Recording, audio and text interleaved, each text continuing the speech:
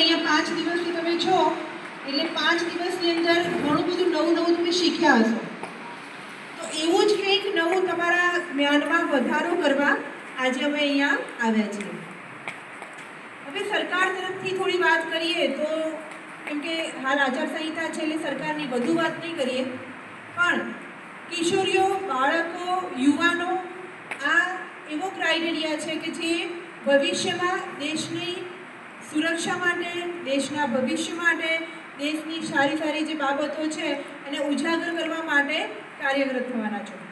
તમારામાંથી જ કોઈક બનશે, આમાંથી ડૉક્ટર બનશે, એન્જિનિયર બનશે, કોઈ નેતા બનશે, કોઈ પોલીસમાં જશે, અલગ વિભાગોમાં અભ્યાસ થવાય. બપોરના સમય દહીં ખાઓ તેમાંથી B12 મળી રહે છે સારા પ્રમાણમાં.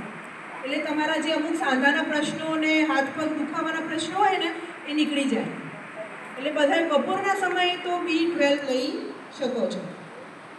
પછી બટાકા પૌવા ખાતા હોય તો સાથે શું ખાવ છો? બટાકા પૌવાની સાથે રોટલી, બીજું કોઈ? સેવ, ડુંગળી, હજુ કંઈ? એકલા બટાકા પૌવા ઉતરે આપણને? એટલે જોડે શું લો તમે લોકો? ચા. હવે ચા ને બટાકા પૌવા વિરુદ્ધ આહાર છે. તમે ડુંગળી નાખો, અંદર કોથમીર નાખો, બટાકા નાખો, અને પછી દાડમ નાખો, અને કેટલું નાખો, અને પછી બટાકા પૌવાની સાથે ચા પીઓ એટલે પૂરેપૂરું તમને પોષણ મળે નહીં. આયર્નની સાથે ક્યારેય દૂધ કે દૂધની બનાવટ નથી લેવાની.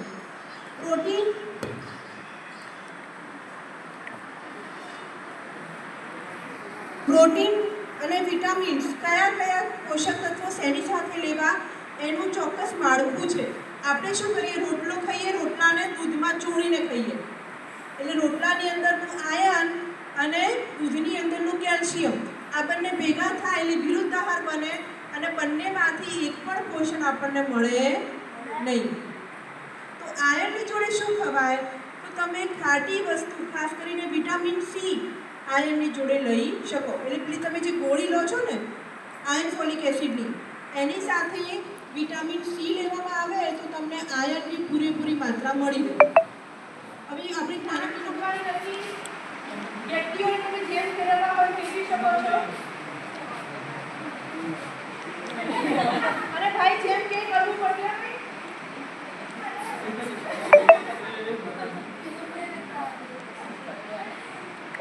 જેમ તમને પેટલાઈન કરવાની.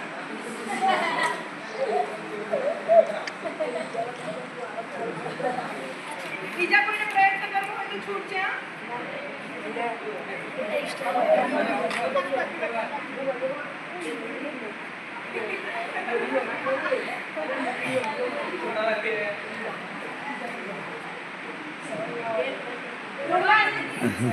છૂટ નથી. શક્તિ પ્રદર્શન નથી કરવાનું, બુદ્ધિ પ્રદર્શન કરવાનું.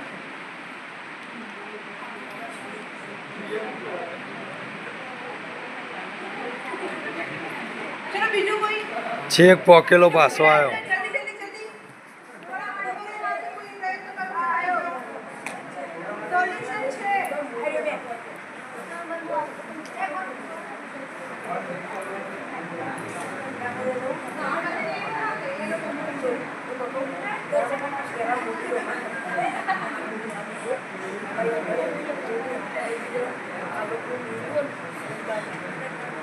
બાય.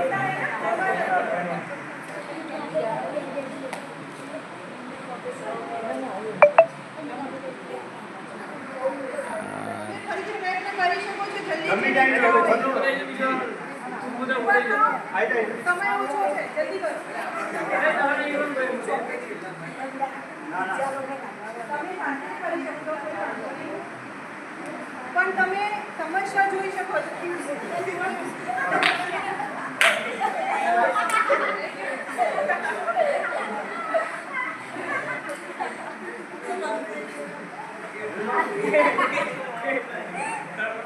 તમને કોઈને કરવું પ્રયત્ન તો કરી જશે.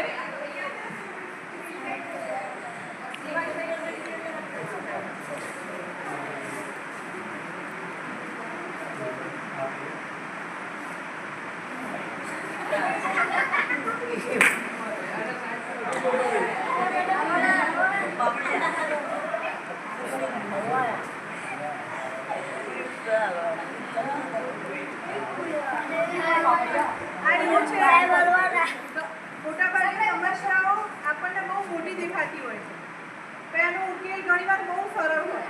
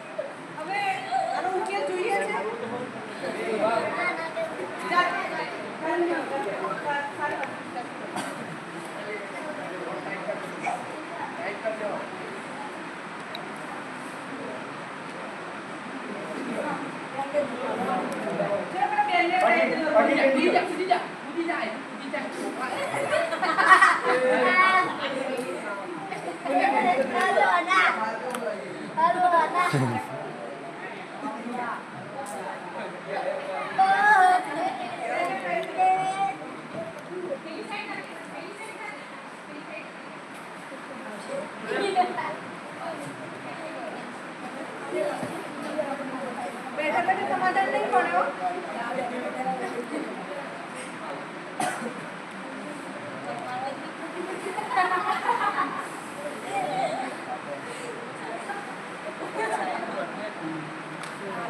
ઘણીવાર ત્યાં બેસીને તમને એવું થતું હશે કે આ તો બહુ ઈઝી છે, હાલ કરતો, પણ અહીંયા આવો તો ખબર પડે. ચૂંદડા હંમેશા દૂરથી રળિયોને લાગે, નજીક જાઓ તો ખબર પડે કે અહીંયા તો માટી જ માટી છે.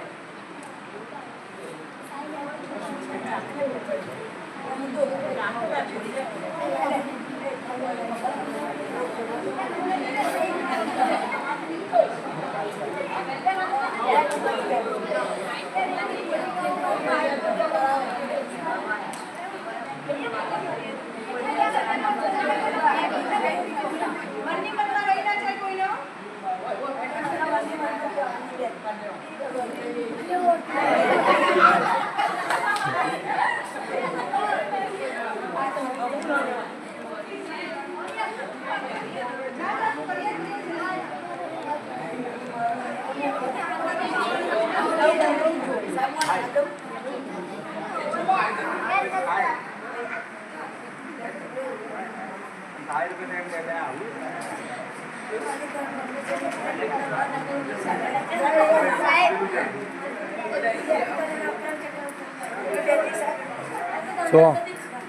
જો કીધું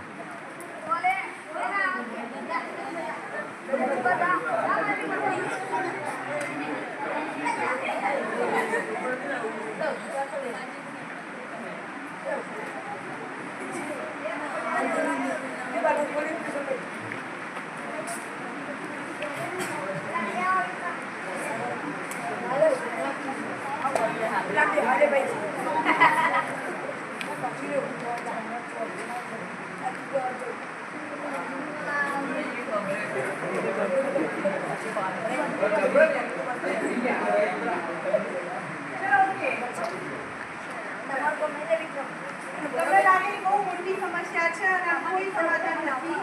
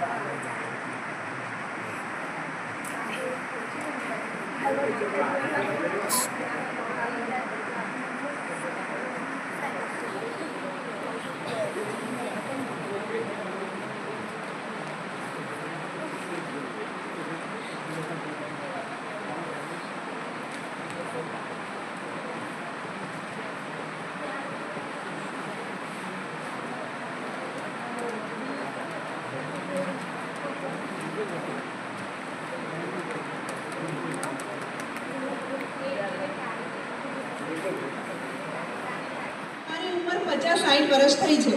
અમિતાભ બચ્ચનને ઓળખો છો? અમારા કોઈ સંબંધમાં નહીં થતા ને?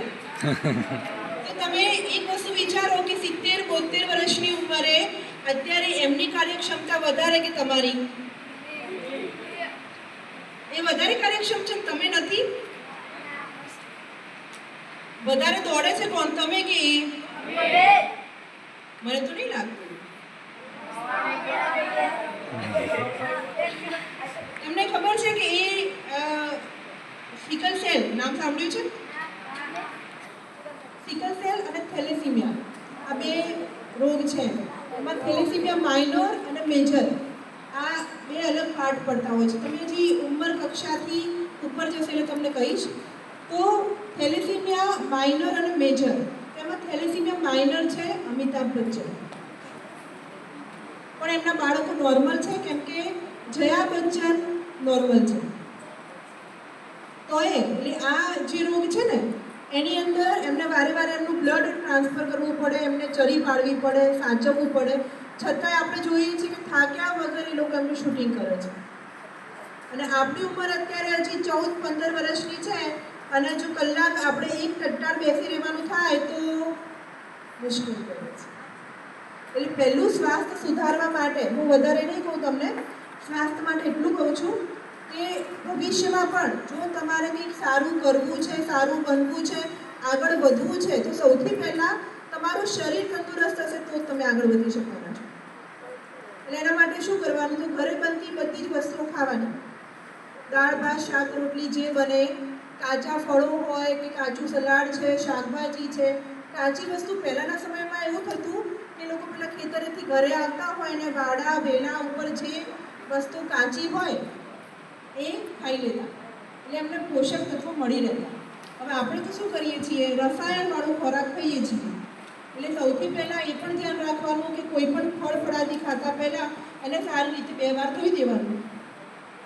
બીજું સવારે યોગા તો પછી 2 કે 3 સમસ્યામાંથી એક સમસ્યાનું નિરાકરણ તમારે કરવાનું હશે. તો એવા સંજોગોમાં તમે પ્રયત્ન એવો કરજો કે તમારી સમસ્યાનું શાંતિથી નિરાકરણ આવે. ઘણીવાર આપણે શું કરીએ કે કોઈ પણ સમસ્યાના નિરાકરણ માટે ઉતાવળ કરીએ કે હા બહુ નજીવી વાત છે, હું કરી દઈશ. પણ સમસ્યા મોટી હોય અને તમે એને નાના સ્વરૂપે લો, કાં તો સમસ્યા નાની હોય અને તમે મોટા સ્વરૂપે લો.